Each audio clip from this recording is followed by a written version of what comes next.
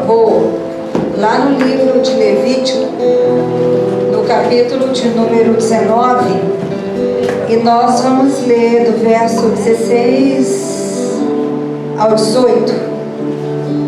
Livro de Levítico, no capítulo de número 19, e nós vamos fazer a leitura dos versos 16 ao 18. Você que já encontrou, fecha os teus olhos mais uma vez. Eleva os teus pensamentos até o trono de misericórdia. Fala: Senhor, eu preciso que nesta noite Tu te movas em meu favor com misericórdia. Eu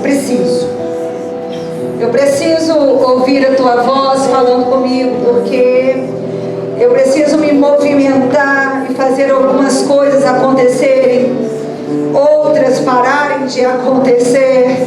Eu preciso, meu Deus, me manifestar nesta existência como alguém que Te serve, alguém que Te conhece, alguém, meu Deus, que carrega em si a justiça, o amor do Teu coração.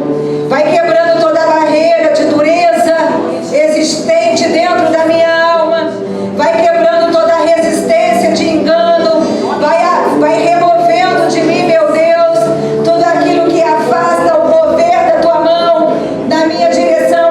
Eu preciso ser purificado, eu preciso ser lavado com o Teu sangue perdoador. Espírito Santo, meu Deus, fala comigo de maneira poderosa.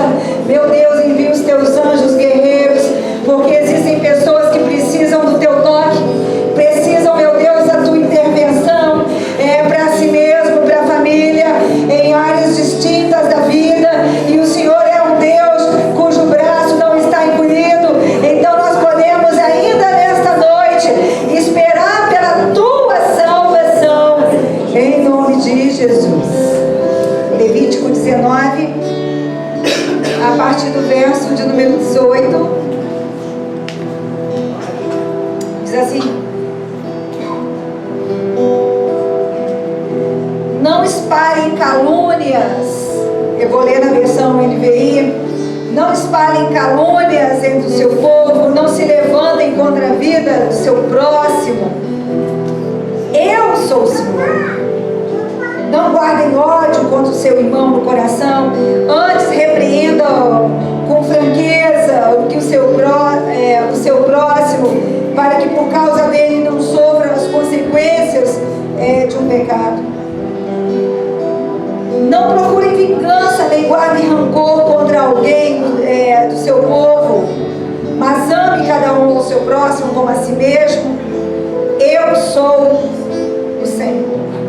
Eu agora quero ler na versão Almeida Corrigida Fiel, que diz assim: não andarás como mexeriqueiro entre o seu povo, não te porás contra o sangue do teu próximo. Eu sou o Senhor. Não odiarás a teu irmão o teu coração, não deixarás de repreender o teu próximo, por causa dele não sofrerás pecado. Não te vingarás, nem guardarás ira contra os filhos do teu povo, mas amarás o teu próximo como a ti mesmo. Eu sou o Senhor. E ainda quero ler esse texto na linguagem de hoje, que diz assim: não ande espalhando mentiras no meio do povo, nem faça uma acusação falsa que possa causar a morte de alguém. Eu sou o Senhor. Não guarde ódio no coração contra outro israelita, mas corrija-o com franqueza, para que você não acabe cometendo um pecado por causa dele. Não se vingue, nem guarde ódio de alguém do seu povo, mas ame os outros como você ama a você mesmo. Diga comigo: eu sou o Senhor. Você pode se assentar. É o 5º domingo da campanha de Manassés.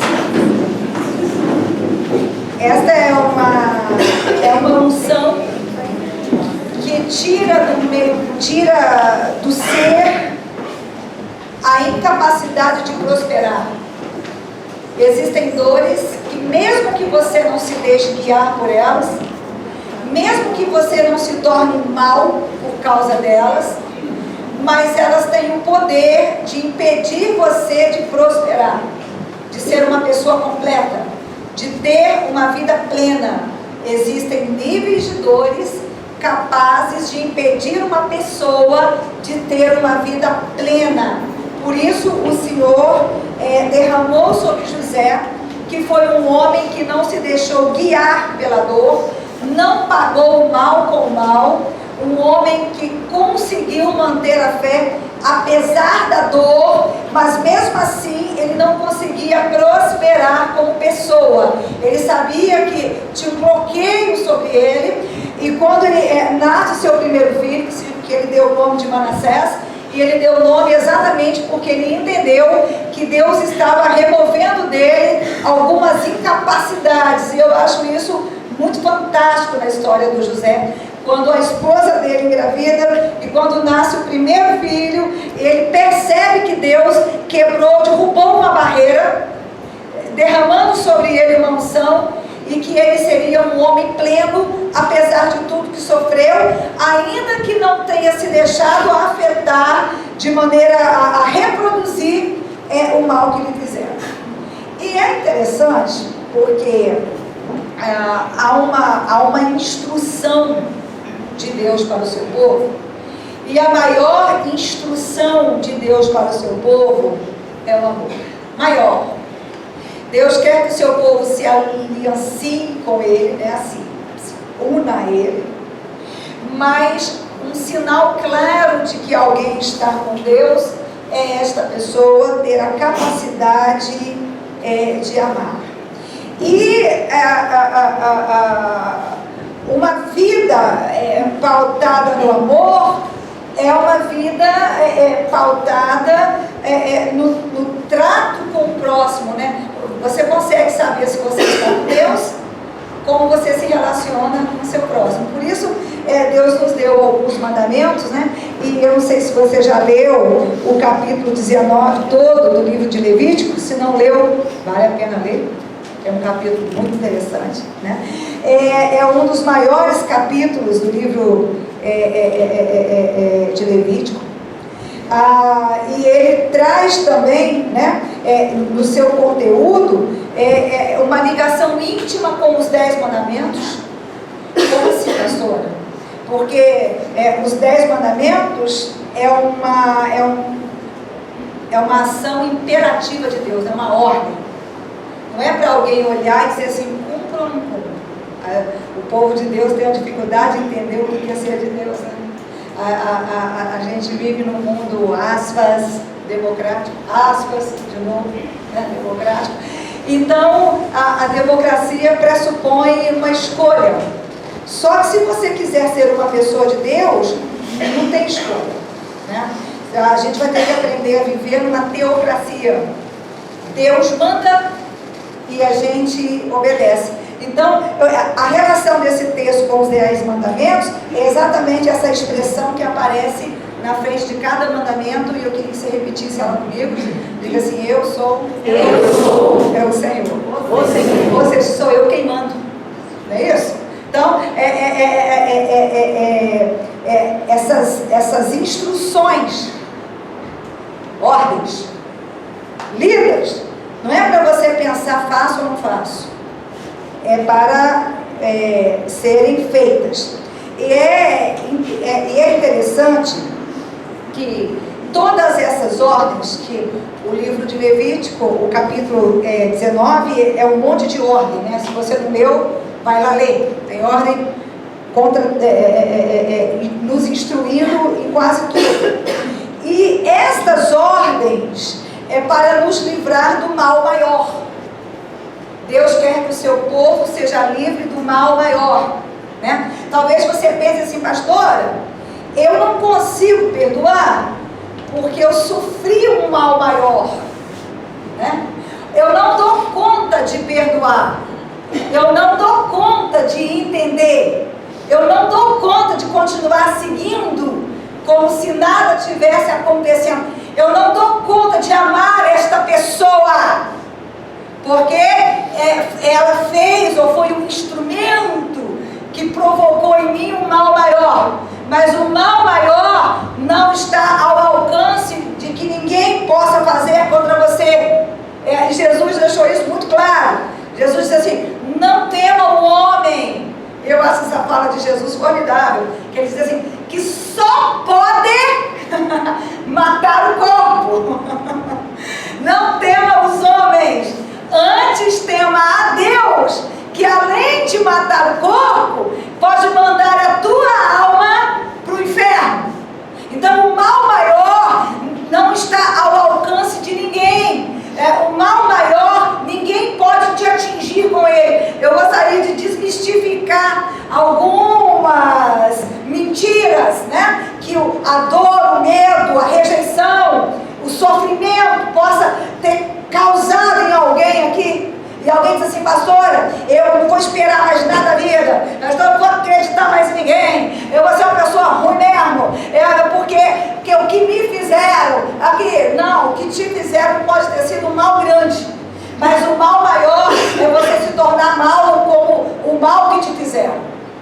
Esse é o mal maior, né? Então, o capítulo 19 de Levítico também está intimamente ligado com o código da aliança.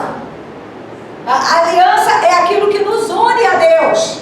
E eu acho tão fantástico. Se você não conhece, não estuda a Bíblia, ou não gosta, eu queria te aguçar a tua curiosidade, porque você pode estudar um monte de coisas. Eu sou uma pessoa que sempre gostei de estudar, sempre gostei de entender, né? Eu queria ter sido filósofa, historiadora, pedagoga, psicóloga, queria ter sido médica, né? Ter ido para a área da psiquiatria, e acabei estudando teologia. E na verdade eu não sinto falta de saber mais nada, porque a teologia ela tem o poder de te completar. Então eu queria te estimular a estudar a Bíblia. Quando você lê o capítulo 19 de Levítico, lá estão os códigos da aliança, porque esses mandamentos fazem com que você tenha como parâmetro para o seu ser, parâmetro para a tua essência, aquilo que você vai ser, aquilo que você vai fazer, a santidade de Deus, para que você não reproduza o mal, para que você não reproduza ninguém, para que o teu parâmetro não seja ninguém, precisa ser Deus. E aí quando aparece Jesus, que é a aliança verdadeira, a nova aliança, ele aparece dizendo que a condição para sermos de Deus é amar o próximo, amando a Deus sobre todas as coisas e amando a gente.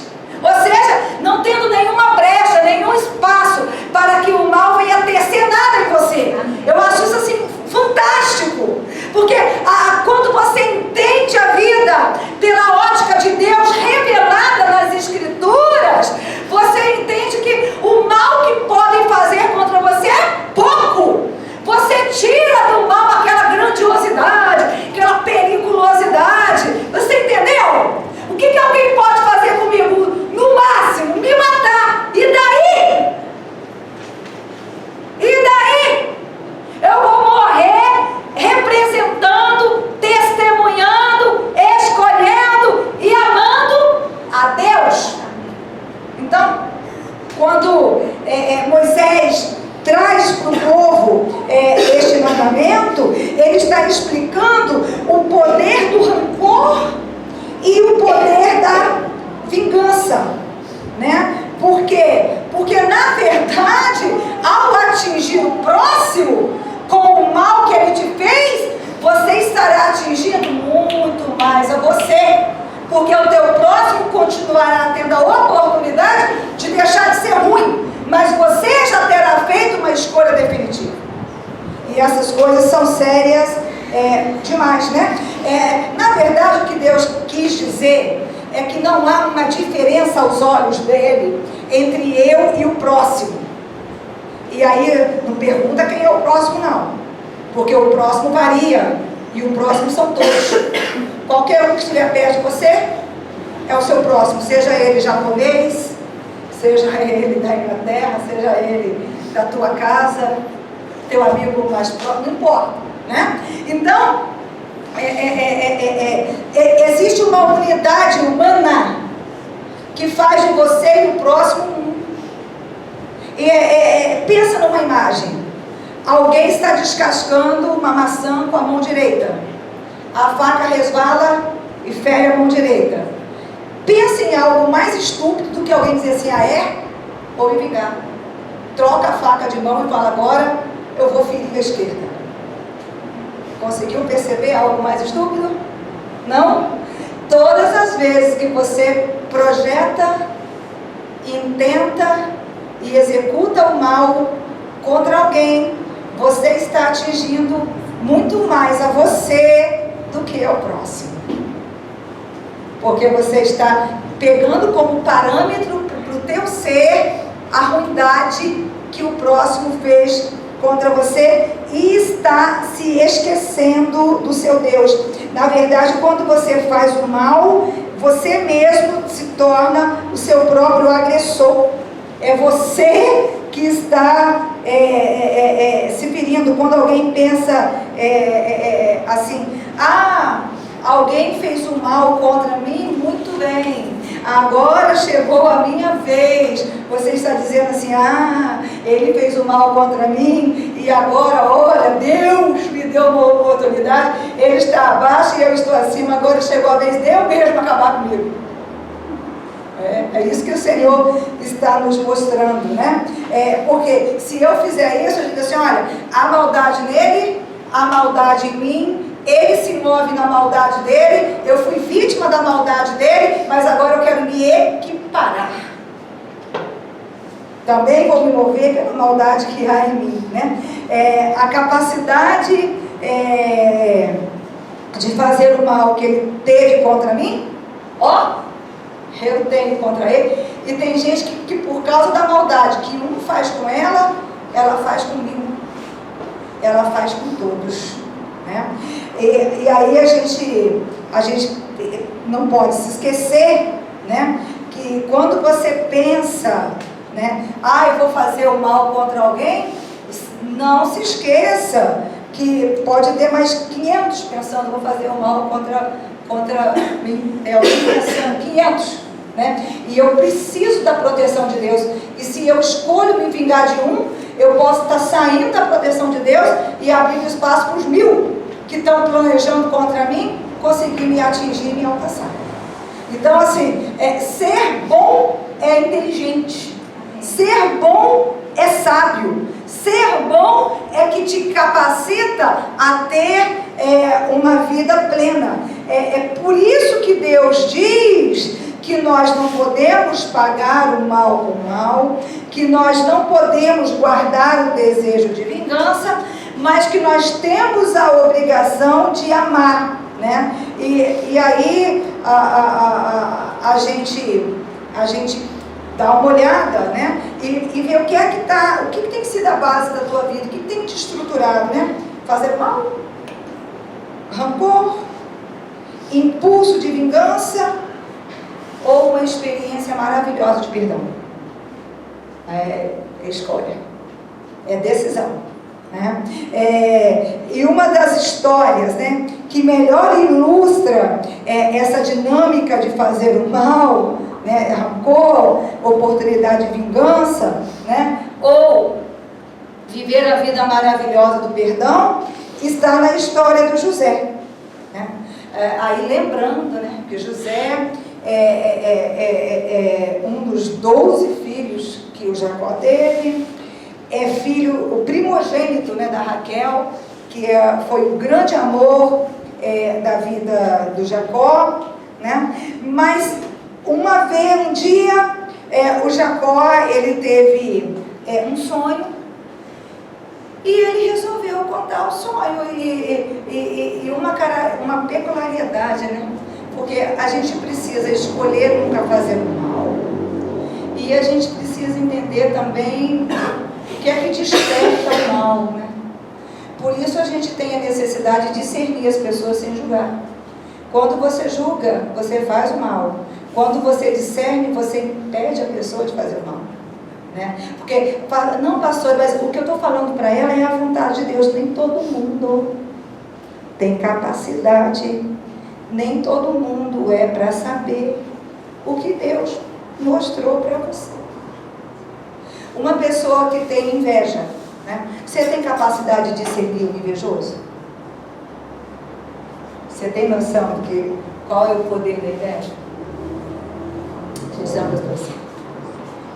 O invejoso, ele é um sabotador em potencial. De verdade. Um sabotador não é uma pessoa que faz o mal às claras. Um sabotador é uma pessoa que faz o mal fazendo você acreditar que ela está te fazendo o bem. Uma pessoa que carrega consigo a inveja, o domínio da inveja, ela vai te fazer o mal. E aí, é por isso que os cristãos precisam crescer, deixar de ser criancinha. Ah, por que eu vou na igreja, se na igreja tem gente pior do que no mundo? Deixa eu dizer uma coisa para você. Tem mesmo. Embora a gente é gente, a coisa está mesclada. Mas eu acredito, né? Um teólogo famoso falou isso, e eu concordo com ele. Ele disse assim: dos homens maus que existem, os homens maus religiosos são os piores. Na minha experiência, eu digo para você que das pessoas más que eu conheço, as pessoas más que ficam dentro da igreja são as piores. Então, por isso que o cristão precisa crescer, porque o adulto, ele consegue dar conta da realidade sem desistir do que é fundamental para ele. Só adulto faz, criança não. Criança não consegue fazer isso. Criança vive a escolha da vontade do momento. Ela nem raciocina. O adulto não. Então, vou repetir isso.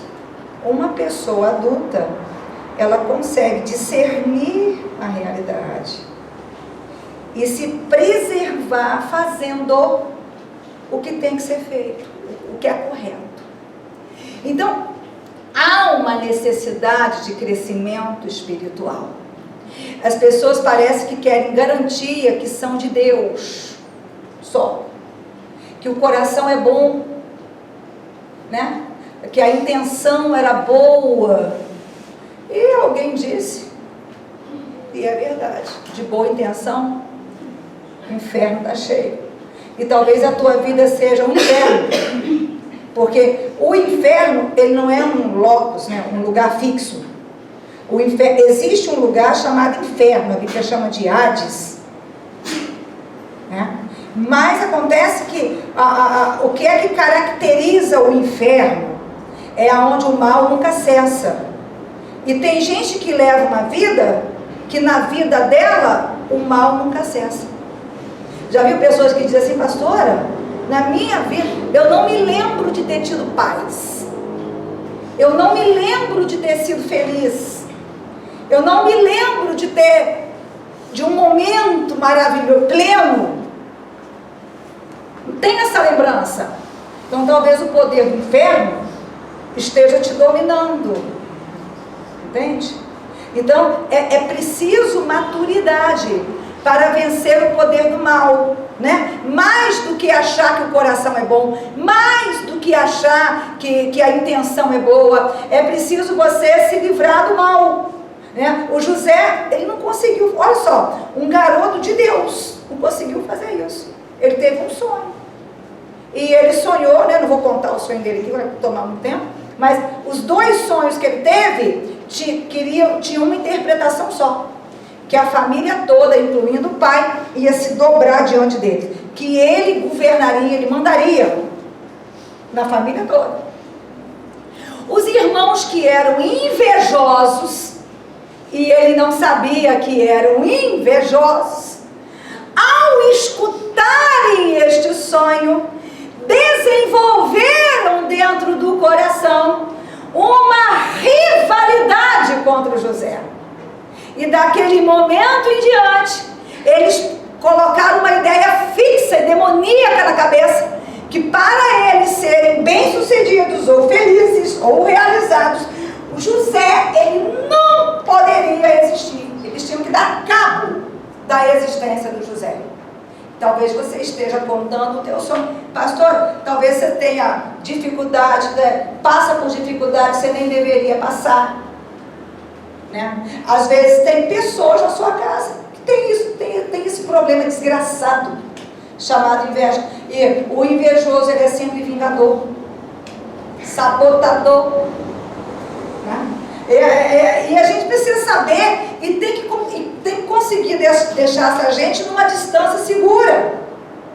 Não é seu benefício só não, é a benefício dela. Para que ela não se embrenhe no mal e se perca ainda mais. Para que você não seja um motivo para a pessoa se desgraçar. Nem todo mundo pode saber como é que você vive, o que você faz, o que você tem, o que está chegando para você. E tem gente que abre o bocão de passar, conta, fala, nem planejou e deixa qualquer um saber. Ele sai compartilhando com qualquer um, né? E aí começa a vir a morte, né? Porque isso fez com que os irmãos do José planejassem matá-lo. E conseguiram jogar ele dentro de uma cova, e conseguiram colocar ele na mira de uma lança, o matariam, se não fosse o plano que Deus tinha para com a vida dele. A misericórdia de Deus, o poder sobrenatural de Deus, que fez brotar no coração do Judá um temor. E o Judá falou assim: não, a gente já está se livrando dele, não vamos sujar a nossa mão de sangue matando o nosso irmão. E o José, ele deixa o lugar de filho predileto, ele olha nos olhos de 10 irmãos, e ele vê nos olhos dos 10 irmãos um ódio, uma rejeição, uma decisão de matá-lo, e a decisão de vendê-lo como escravo para o Egito. Ele sofre isso na pele. No relato, rapidinho a gente expõe a saga. Imagina a força desta ação dentro do psiquismo de alguém. Imagina a pessoa de uma hora para outra perder o contato com o pai, com a casa, com a rotina, e sabendo, porque eu não sei, né? A gente vive num mundo onde a face do mal está muito bem revelada. Não precisa nenhum estudo para saber que tem maldade, tem gente ruim. Não precisa nem ligar a televisão. Você vê, tá acontecendo assim, né? Mas acontece que as pessoas não avaliam a insensibilidade, o desamor em relação ao outro. De novo, né? O desamor em relação ao outro não permite que você veja o domínio do mal sobre o mundo e te faz esquecer que você está ao alcance desse domínio. Você não consegue fazer uma avaliação adequada, não é? Então, o mal revelado, ele tem um poder muito grande. Eu vi num auditório de um programa de televisão, ao vivo, uma mãe dizer, e depois de ser entrevistada por 2 psicólogos, reafirmar com convicção absoluta que não amava a filha. Ela teve o bebê, os pais dela criaram esse bebê, e agora os pais haviam morrido e a bebê não tinha sido registrada no nome dos pais. Os pais pediram para que a casa deles fosse deixada para a menina, que só tinha 16 anos, mas a herdeira era a mãe biológica da menina, que era filha dos pais, eles não mexeram nisso, o programa tratava disso, e a mãe disse, não, eu vou despejar, não me interessa para onde ela vai, eu não me importo se estará viva ou morta, ela não é minha filha dentro do meu coração, eu não tenho nenhum sentimento para com ela. Para mim, eu tenho até raiva, porque ela foi existir. Eu estou tendo esse desgaste agora. E isso fez, eu vi, desde a apresentadora, os psicólogos e o auditório todo, silenciar e chorar, doloridamente. Porque todo mundo sabe, conhece história de mãe que abandona, de irmão que abandona, de mãe que fere. Mas parece que existe um véu na mente das pessoas. E as pessoas, elas negam a realidade. Uma coisa é você julgar, outra coisa é você não querer ver. Entende? Ah, não é tão ruim assim. Não faria isso. Né? Mas é preciso estar de cara com o mal, com a realidade, e escolher o bem para receber de Deus a unção de ser pleno nele. A Bíblia em momento nenhum manda a gente aliviar nada. Eu peço a Deus que não deixe qualquer pessoa entrar nessa igreja de verdade, porque eu não fui chamada para mascarar, nem para pregar o evangelho por cima, nem para fazer, né? Aqui não é um pronto-socorro espiritual, aqui é um laboratório onde a vida é refeita de maneira ampla e em todas as suas dimensões. E para fazer isso a gente precisa colocar a pessoa de cara com a verdade. E as pessoas não estão prontas, elas não querem, elas preferem o ferimento de morte que é dado ao conta-gota, que é 1 ano, fez 20 anos, não conseguiu nada, 30, 50, 60, não conseguiu nada, mas ela consegue aquela ilusão de que, afinal de contas, ela tem uma profissão, ela casou, afinal de contas, aqui a única coisa que preenche o vazio da tua alma é Deus, e Deus só desce na tua vida mediante a sua decisão consciente. O culto a Deus é um culto da razão, não é um culto do fanatismo, nem do sentimento, nem só do contato com o sobrenatural. É o que você entende, o mal que está dentro de você, o mal que te constitui, o mal que constitui o próximo, o teu próximo, como constitui você, mas você recebeu de Deus uma porção de vida capaz de te fazer optar por viver de acordo com a santidade, né? A diferença do teu Deus e não com a maldade do mundo. Isso é cristianismo, né? E sem essa decisão não tem Manassés. Tem que ser uma decisão consciente. Eu me fiz o mal, né? Então o José vai para o Egito, leva com ele na realidade dura do dia a dia, de escravo, o que os irmãos fizeram com ele, mas o tempo passa e o José se torna o primeiro governador do Egito depois do faraó, né? O segundo, contando como faraó. E o José, durante 7 anos de fartura, armazena alimentos, orientado pela sabedoria do Senhor que era sobre ele, porque Deus havia revelado para ele que viriam, os próximos 7 anos seriam de seca, ou seja, de fome, né? E então o mundo todo aparece lá para comprar alimento, inclusive os irmãos do José, e o José numa condição completamente oposta. Eu queria que você entendesse isso. Como o segundo governador do Egito, a menina do olho do faraó, tendo todo o poder social, político ao seu favor, ele reconhece os irmãos. Deixa eu dar uma pausa. Eu já vi pastor, obreiro, crentão,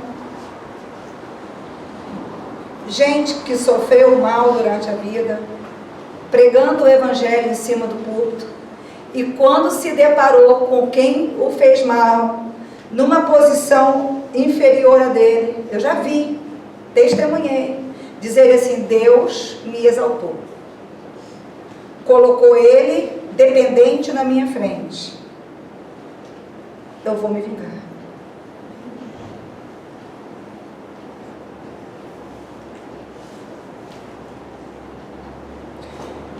Sem contar, eu estou falando de fato concreto, sem contar o sonho íntimo de muito cristão. Aqui não tem gente assim, eu sei, dizendo: ah, pastora,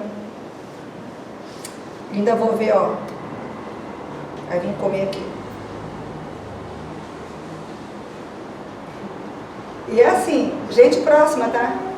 O cara que um dia foi lá no altar, colocou uma aliança no dedo e falou: eu te amo. A mulher que um dia foi lá no altar, colocou a aliança no dedo e falou: eu te amo.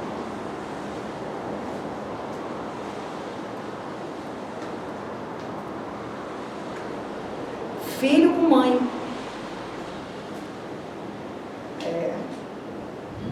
O moleque recebe, ou a moleca, né? Recebe tudo de graça. Pastor, eu estou esperando. Eu conheci filhas dizendo assim: pastora, Deus falou com a minha mãe que meu pai vai ter um AVC, vai ficar na cadeira de roda, e nós é que vamos cuidar dele. De verdade, crente, gente, falando de gente crente. Nós é que vamos. Sabe o que é isso? Desejo de ser ruim. Sabe o que é isso? Ignorar profunda e verdadeiramente o que Cristo fez com você. O mal que te separa de Deus, Ele levou sobre Ele, para que você tivesse tudo que Deus tem para Ele como herança. E você está dizendo: isso para mim não vale nada. Zero. Você que tem filho adolescente, filho pequeno, dá uma olhada na fé dessa criatura. Dá uma olhada na capacidade de afeto dessa criatura. Você que tem um chamado para trabalhar com ministério infantil, de juniores, de jovem, e você que não é também, quantas vezes você já fez uma vigília em favor das crianças da igreja? Elas passam na igreja meia hora, uma hora. Quando o pai traz uma vez por semana, uma hora por semana. Se o pai vier na igreja 2 vezes por semana, 2 horas por semana. E tem gente que ainda falta os cultos, à toa, com filho pequeno. Verdade.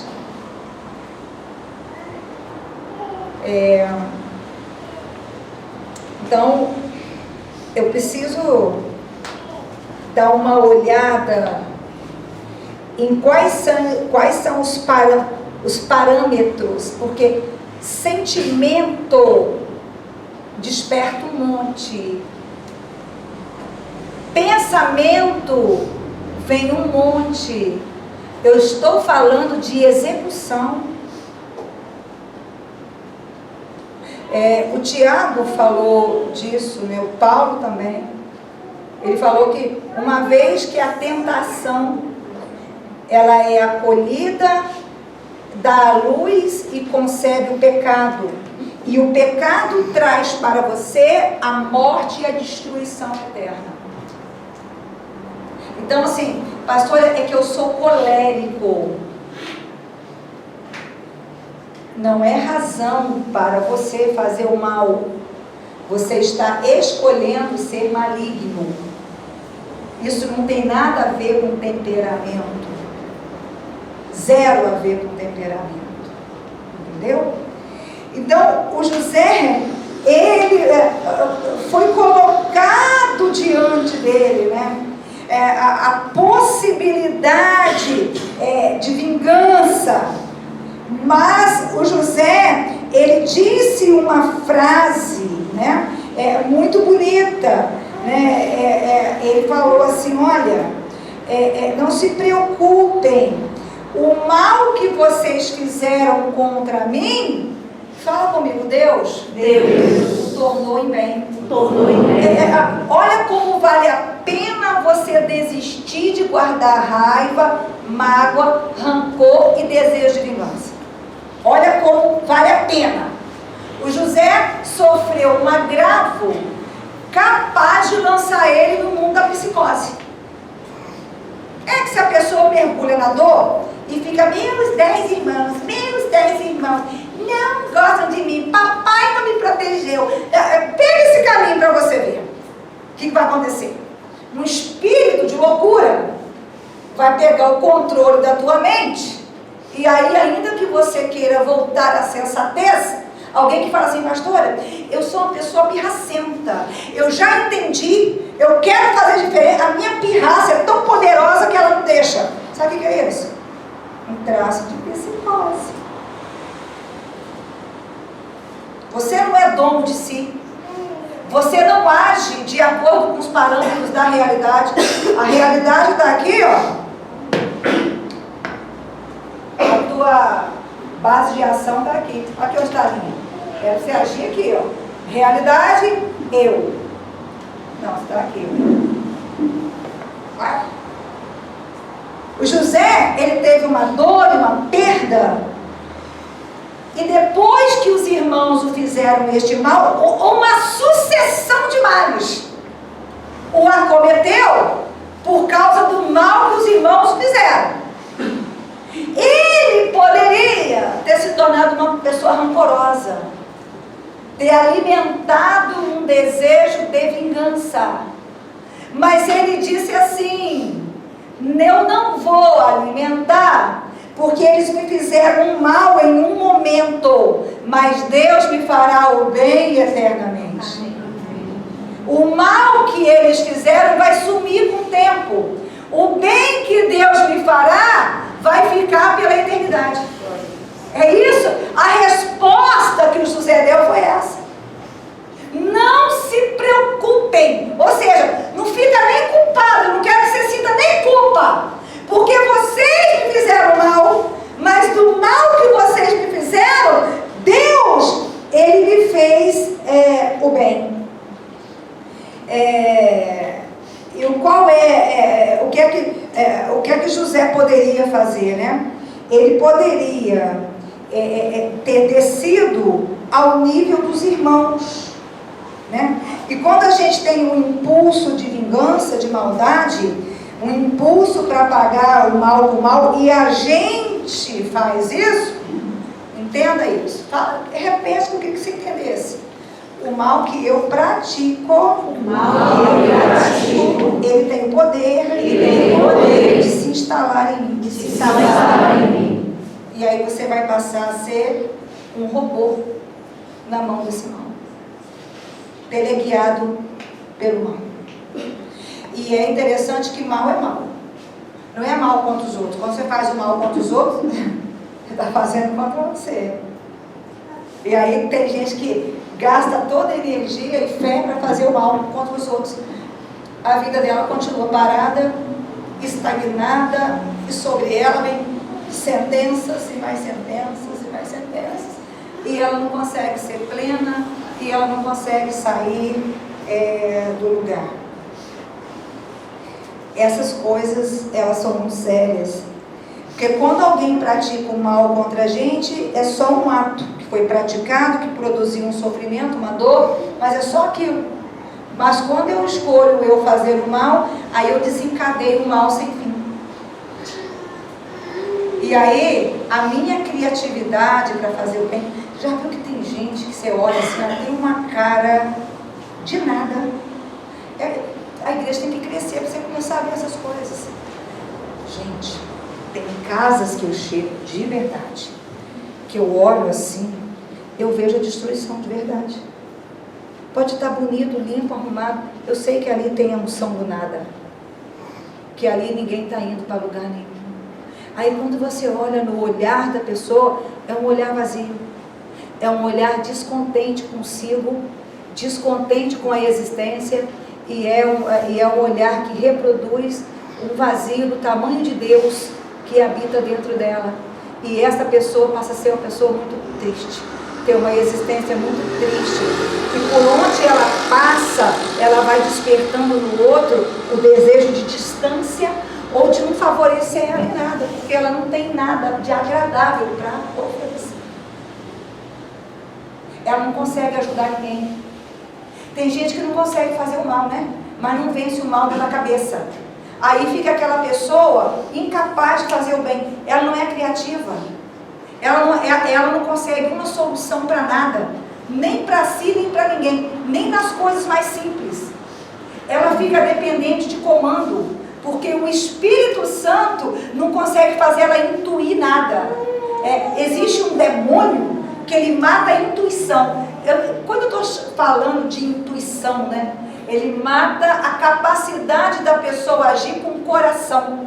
Agir com o coração não é agir com sentimento, não.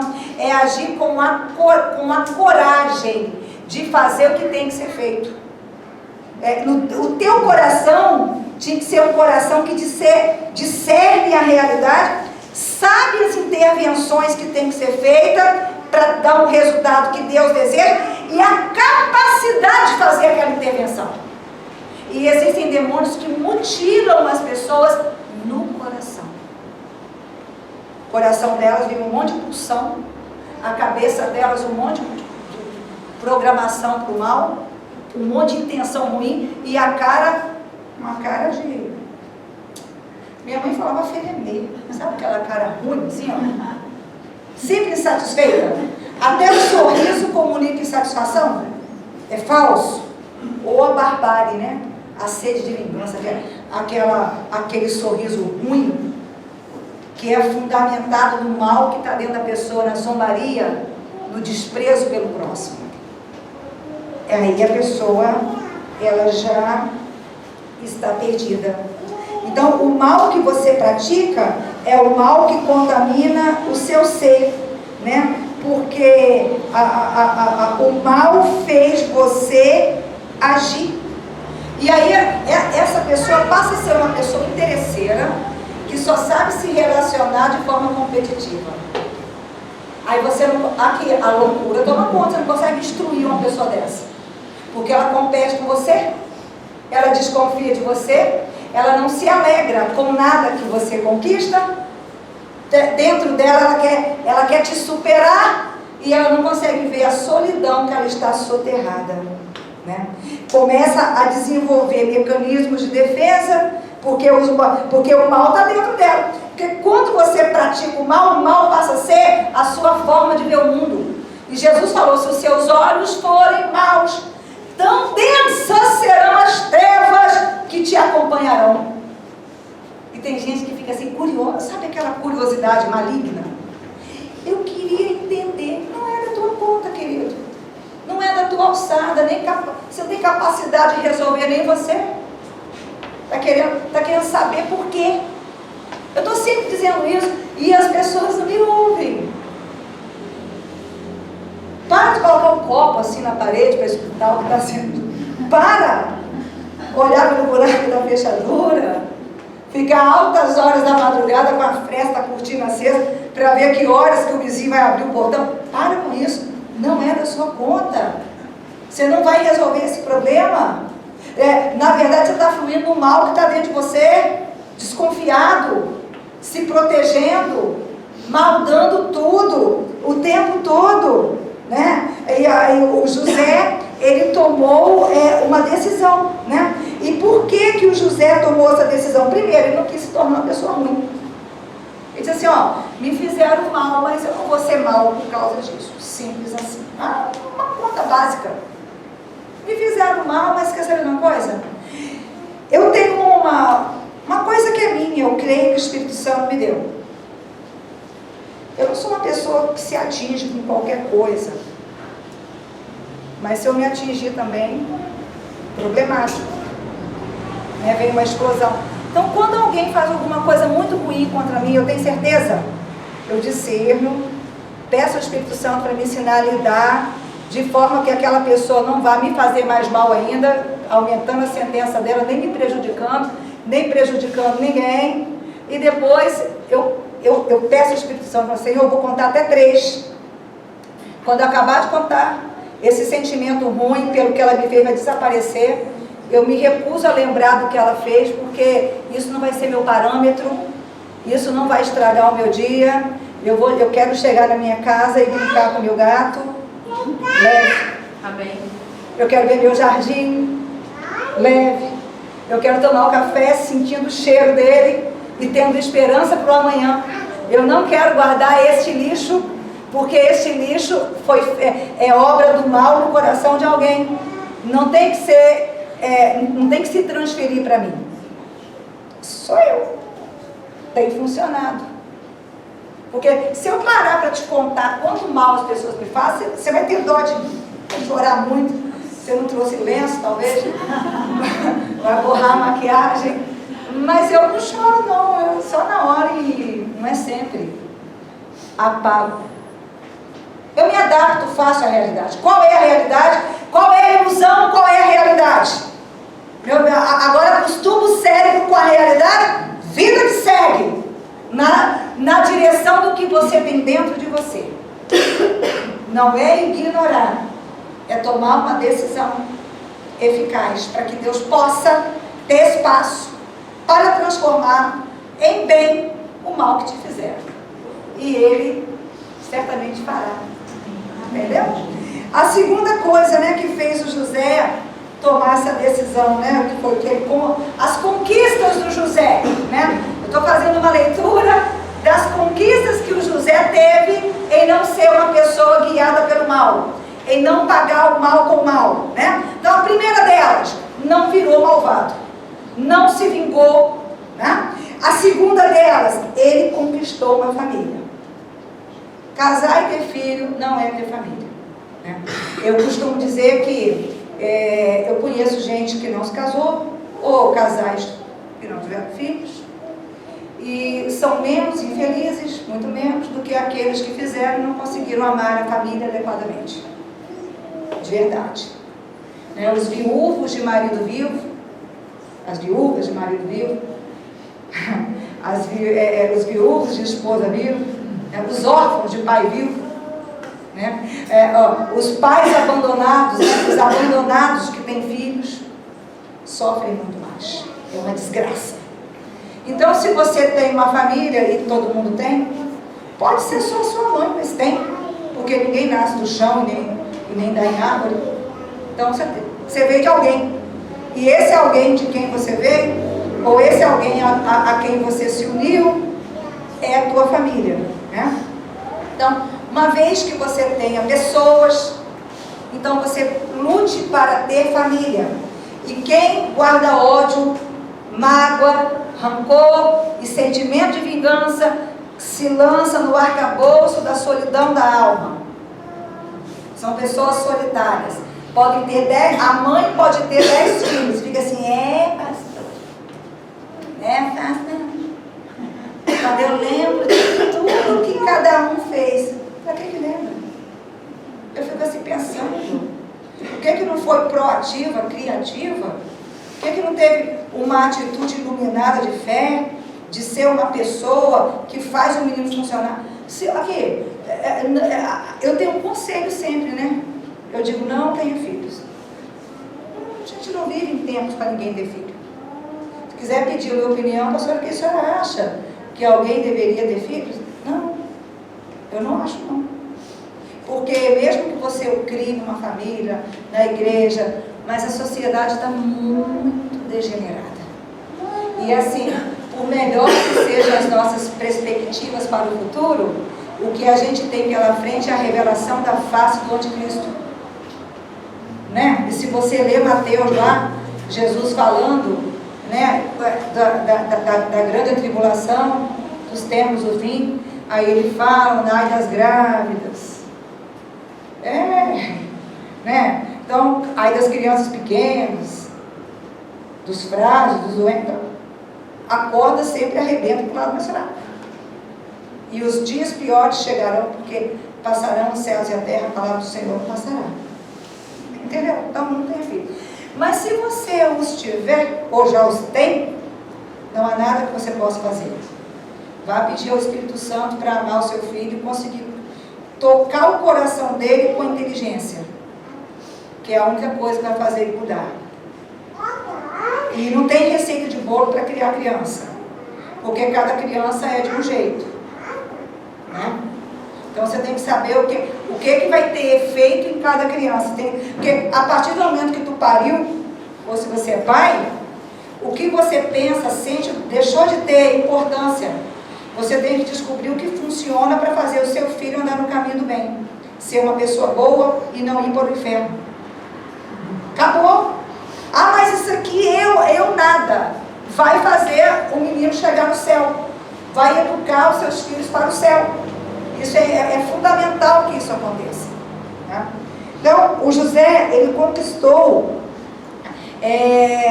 como patrimônio, né, uma família, né? E quando a gente faz o mal para alguém, né, por mais justificável que seja para a sua consciência, por mais que você se convença que é o que tinha que ser feito, grava isso, você está empurrando a pessoa para longe de você. Que é isso que o mal faz. O amor une, o mal afasta. O amor une e o mal distancia, né? Para José pagar os maus, pagar os seus irmãos o mal que lhe foi feito com o mal, seria empurrar os irmãos para longe dele novamente. Eu acho José extremamente inteligente. Ele não colocou perto demais para que eles pudessem atingi-lo novamente, mas também não empurrou para longe, né? E ainda deu uma ordem para a família: um dia o Senhor vai tirar o povo daqui.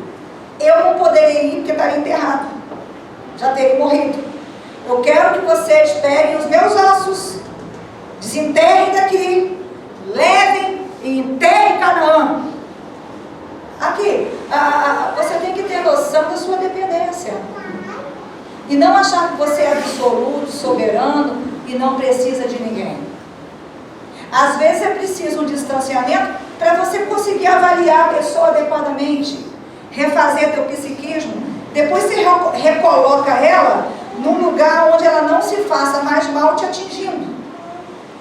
E leva a vida com a mente livre, com o coração livre. Aí tem uma frase que eu gosto muito e é minha mesmo, né?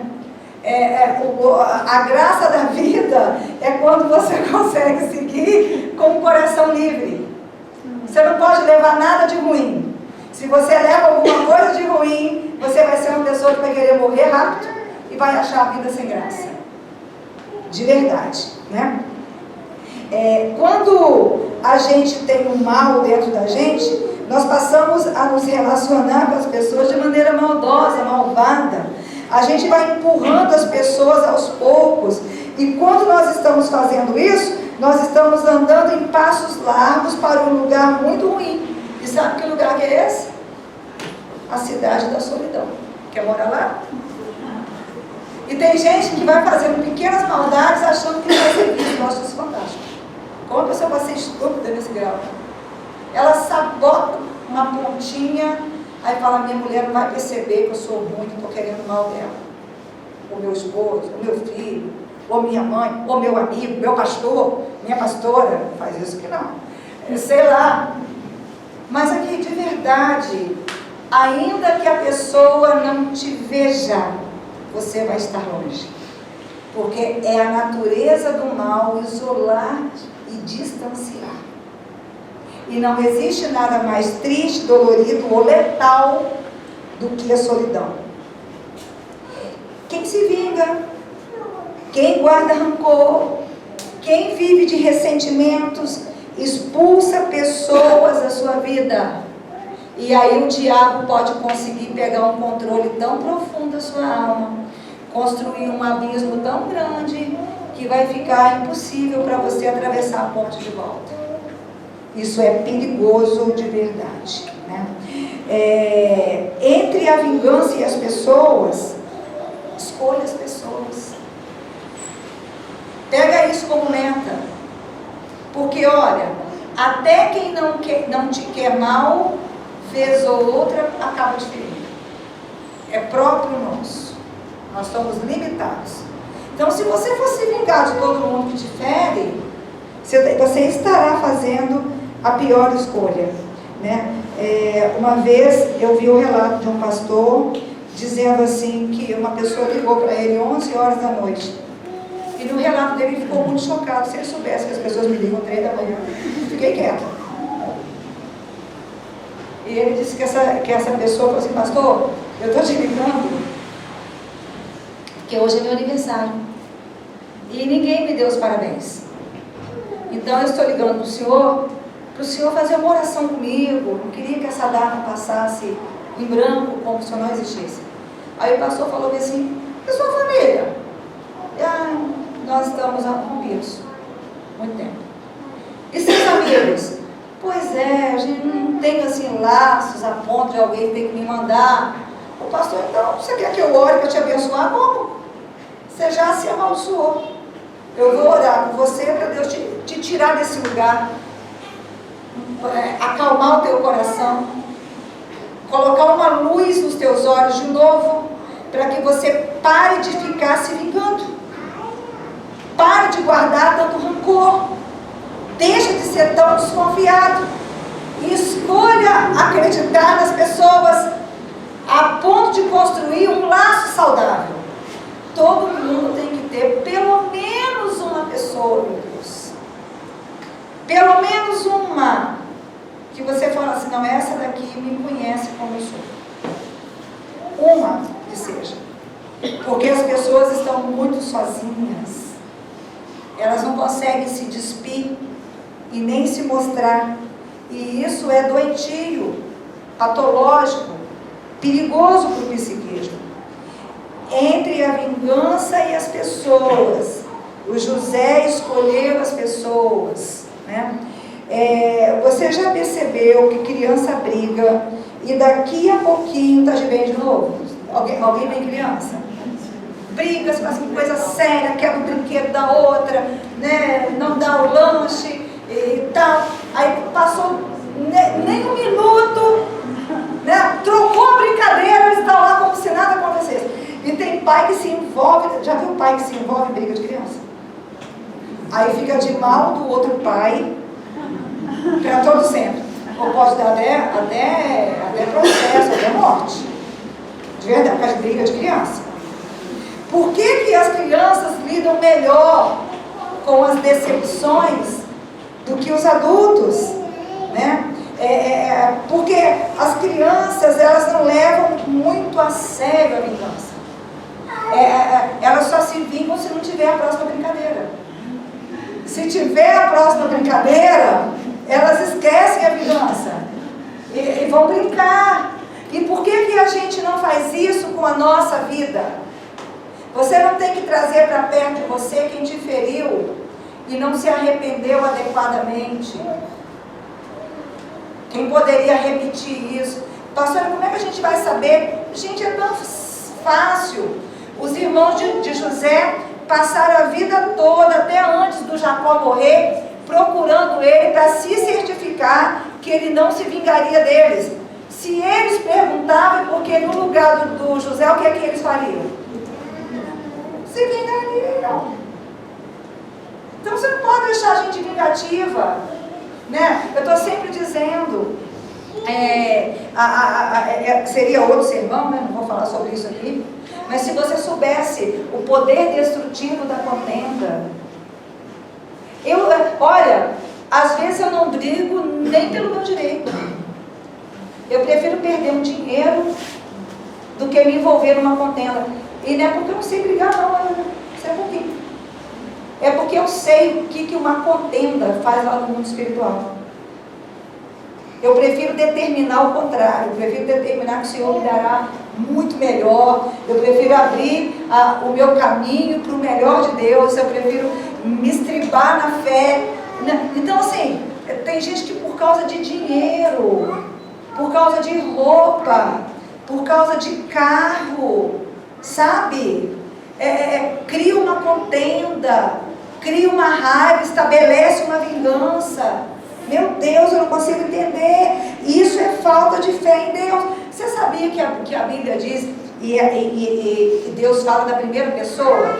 Eu queria até que você repetisse comigo. A palavra diz assim: minha é a vingança, diz o Senhor. Então você não acredita que Deus te vingará. Você não precisa se tornar malvado. Você não precisa tornar o mal normativo na tua vida. Você não precisa se isolar. O que é teu, Deus te dará. O que as pessoas têm que acertar com Deus é o problema delas. E Deus cuidará de você. Né? Quando a gente alimenta vingança, a gente acaba preso. Então, o perdão faz com que você beneficie você mesmo. Você tira você daquele lugar de prisão, daquele lugar de dor, daquele lugar de nada que a lança do outro te colocou, que o veneno do outro te colocou. Então, o perdão, ele é unilateral, né? As pessoas não entendem isso. Tem gente que fica na dependência. Se um dia alguém vier e me pedir perdão, se algum dia alguém reconhecer que eu estava certo, que eu não menti, se alguém reconhecer que a minha intenção era boa, olha só, quando isso acontece é bom, caso seja verdade, mas você não precisa disso. O perdão só depende de você. O perdão não tem a ver com o outro e nem com ninguém. O perdão está aqui, ó, na palma da tua mão. É um poder que Jesus Cristo já te deu, né? Lá em Romanos, né, 12, tá vendo? Pastora, você fez um sermão todo baseado no Velho Testamento, que é a Bíblia, né? O Velho Testamento é a Bíblia. Mas vamos pegar um texto do Novo Testamento? Está lá em Romanos 12, do 17 ao 21, onde o apóstolo Paulo diz assim, ó: não retribuam a ninguém. Quem é ninguém? Ninguém. Nem o monstro do lago Ness. Pastor, você sabe quem me fez o mal? O monstro do lago Ness reapareceu e me atingiu. A bruxa do 71, Hitler, por alguma razão, pisou na terra. É gente que é ruim mesmo. Não retribuam a ninguém mal por mal. Procurem fazer o que é correto aos olhos de todos. Façam todo o possível para viver em paz com todos. Amados, nunca procurem vingar-se, mas deixa com Deus a ira, pois está escrito: minha é a vingança, eu retribuirei, diz o Senhor. Pelo contrário, se o seu inimigo tiver fome, dele de comer, se tiver sede, dele de beber. Fazendo isto, você amontoará brasas vivas sobre a cabeça dele. Não se deixe vencer pelo mal, mas vença o mal com o bem. Eu poderia fazer outro sermão só em Romanos. O que é amontoar a brasa viva em cima da cabeça de quem te fere? Deixa para outro domingo. Entendeu? Paulo está orientando você fazer, não é o possível não, fazer possível, tirar o rancor, a mágoa, a ira e o desejo de vingança da sua cabeça. Aí aqui, deixa eu falar uma coisa. Sabe por que muitos casamentos acabam? Não é porque Deus não entrou não, é porque a esposa, o marido não desistiu de se vingar. O desejo da vingança traz a destruição, o afastamento. Você não consegue prosseguir com ninguém. De verdade. Sabe por que pastor, sabe o que aconteceu? Aqui, eu vou me separar, sabe por quê? Quem adultera, o adúltero está condenado, a vítima do adultério está livre. Mas talvez o que foi a vítima do adultério é um vingativo. Colocou uma distância. E aí eu gosto muito de uma fala de Paulo, que Paulo fala assim: Deus não se deixa escarnecer, de Deus ninguém zomba. pode pegar a letra e levar para Deus, que Deus vai te dar o que você merece. Você não vai enganar Deus com a própria palavra dele, porque Deus olha a intenção do coração. O que é que você guardou? E não vem, pastora, misericórdia, hein? Que sermão! Eu não sabia disso, sendo crente, não. Sabia sim. Não quis optar. Você não quis fazer. Você sempre que pôde se vingou. Sempre. E aí quando alguém se vinga, deixa eu te falar uma coisa. Vamos separar as coisas aqui. Aqui na terra tem pessoas com mais poder, pessoas com menos poder. Você já percebeu isso? Pessoas que mandam, que têm o recurso, pessoas que é dependente do recurso. Pessoas que gostam mais, aí são dependentes daquele sofrimento. Pessoas que gostam menos, por isso são mais independentes. Não é nivelado todo mundo igual. Aqui na terra. Mas Deus não olha dessa forma. Deus olha quem é justo e quem é injusto. Às vezes você pega uma situação que tem um injusto com poder, degradando com um injusto sem poder. De verdade. Por exemplo, o empregador, ele é o dono da empresa. Tem muito mais gente querendo um emprego do que funcionário, né? Então, o patrão tem mais poder. Aí o padrão é ruim, é injusto. Aí o funcionário também. Aí traz a demanda para mim. Aí eu vou olhar, eu não vou olhar quem tem razão, quem não tem. Eu vou olhar pela palavra. Eu sou uma pastora. Que eu tenho que levar para Deus a palavra dele, senão ele não me atende. Aí eu falo assim, Senhor, esse injusto sem poder, coitado, ele é o injusto que vai passar fome. Ele é o injusto que vai ficar desempregado. Você acha que Deus vai me atender? Deus vai dizer assim, são todos o quê? Eu não vou vingar ninguém. As pessoas não entendem isso. A esposa fala assim, meu marido é um demônio, pastor. Eu falei, seja uma santa em Deus, né? Não uma anta. As pessoas têm mania, confunde, né? Anda, rima, mas o termo, pela etimologia da palavra, o significado é diferente. Não seja uma anta, mas seja uma sábia. Ame o seu marido.